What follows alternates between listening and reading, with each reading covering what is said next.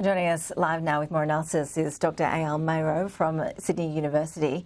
Really appreciate your time. Thank you. Firstly, what is the case for these judicial reforms? Are they actually necessary? Well, that's a good question.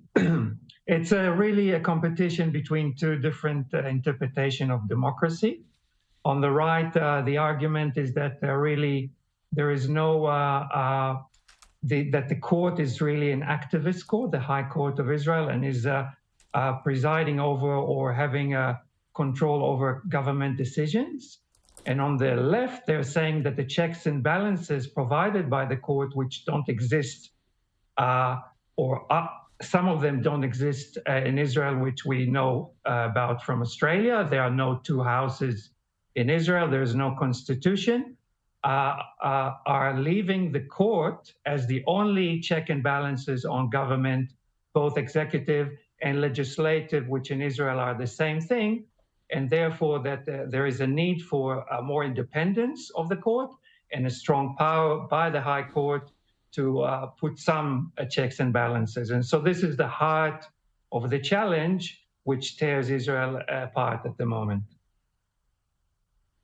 And when we watch these people rioting in the streets, is it the actual reforms that most people seem to have a problem with, or the way the government has handled it, or both, that have led to such a severe reaction?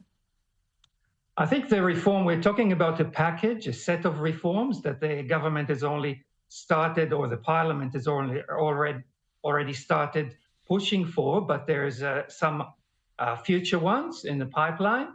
And I think the main thrust of the protest is against some of these hardline reforms, which will, based on the protesters, will turn Israel from a democracy into an authoritarian system.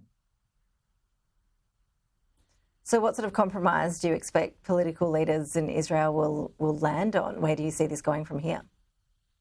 Well, that's a big question. The postponement will allow conversations and dialogue between the sides, but the polarization in Israel is such that on the right, the hardline, far-right elements that are having a very strong say in Netanyahu's current government will not accept anything that the left wing and the center in Israel are willing to offer. And so whether or not the strikes and the protests will continue after the break in the next parliamentary session or not is a big question.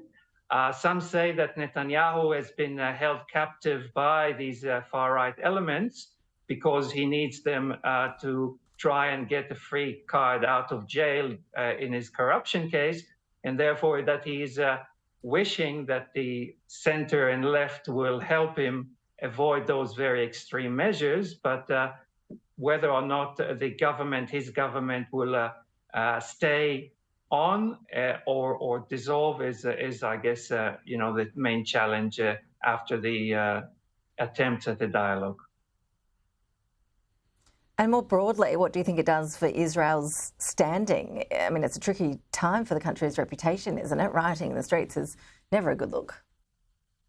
Well, at the moment, the Israeli government has burned a lot of bridges, and whether they can be rebuilt or how difficult it will be to rebuild them across the world is a good question. I think it will depend on the outcome of the dialogue and whether or not the government will, the Netanyahu government will be able to come out of this situation with some kind of a compromise. The Europeans, the Americans have voiced very strong concerns, and I think rightly so.